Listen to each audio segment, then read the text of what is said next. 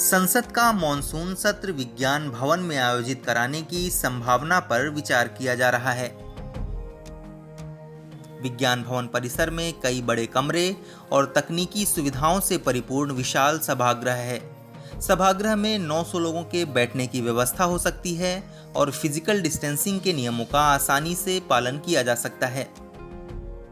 लोकसभा के central hall में physical distancing के नियमों का पालन करना मुश्किल होगा, क्योंकि यहां सिर्फ 550 लोगों के बैठने की व्यवस्था है।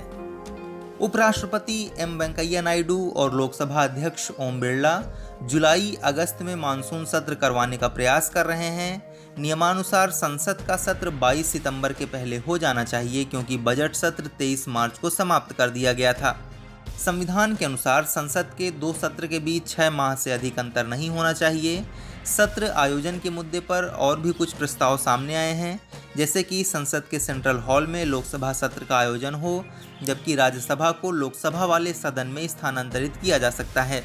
कुछ सांसदों को एक दिन या अन्य को दूसरे दिन बुलाया जाए। अधिकारियों ने वीडियो कॉन्फ्रेंसिंग के जरिए सत्र के आयोजन पर विश्व के अन्य देशों से जानकारी ली है। अब एनआईसी को कहा गया है कि लोकसभा सत्र करवाने की ठोस योजना बताई जाए, जिसमें सांसद, अधिकारी और पत्रकार भाग ले सकें।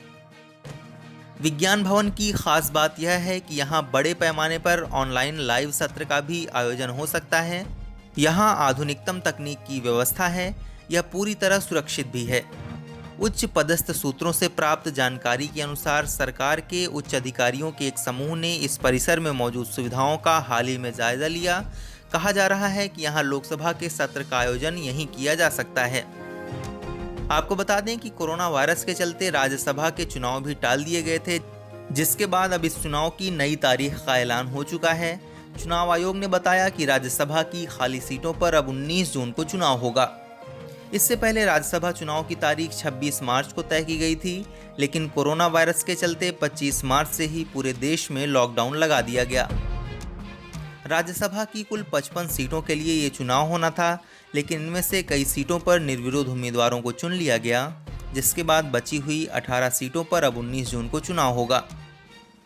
संसद के मॉनसून सत्र में इस बार कोरोना का मुद्दा ही सबसे बड़ा मुद्दा बनेगा। विपक्ष जहां एक और इस मुद्दे पर सरकार को घेरने की कोशिश करेगा, वहीं सरकार अपनी उपलब्धि गिनाने की कोशिश करेगी।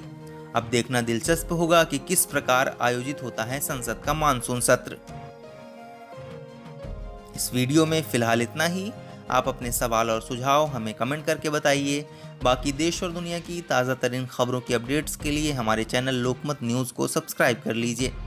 अगर आप ये वीडियो फेसबुक पर देख रहे हैं तो हमारे पेज को लाइक और फॉलो कर लीजिए।